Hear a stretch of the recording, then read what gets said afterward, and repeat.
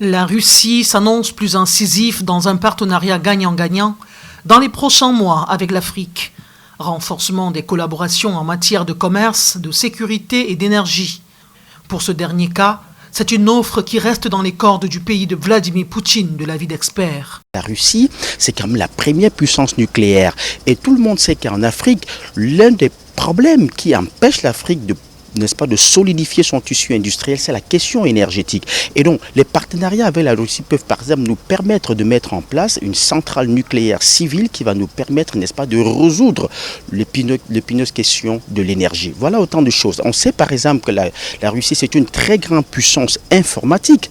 Et aujourd'hui, par exemple, vous savez que le monde, dans son nouveau déploiement, dans la nouvelle donne, va vers la digitalisation. Bien que souffrant d'inflation du fait de la rupture de la chaîne d'approvisionnement des denrées alimentaires du fait de la guerre en Ukraine, le Cameroun ne fait pas partie des 6 pays bénéficiaires du don de céréales annoncé. Le potentiel agricole y reste une richesse. Le Cameroun a suffisamment de ressources naturelles pour venir à bout.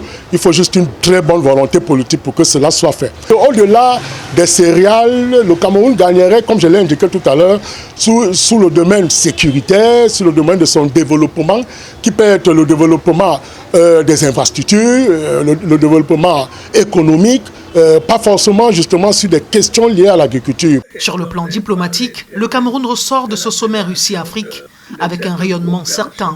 Ce n'est pas anodin le choix qui est porté sur le chef de l'État camerounais parmi la masse des chefs d'État africains de s'exprimer. Je pense que c'est aussi un clin d'œil qu'on fait particulièrement au Cameroun, en dehors d'autres pays africains. Donc nous nous sentons privilégiés. Donc sur le plan de la respectabilité, le Cameroun démontre à quel point il peut être au sommet des rencontres comme celle-ci. Le Cameroun peut se hisser justement comme un pays de choix pour les autres pays européens. Ce deuxième sommet pourrait être un rattrapage pour la Russie, car les annonces faites au premier sommet à Sochi en 2019 ont été presque inexistantes sur le terrain en termes de réalisation.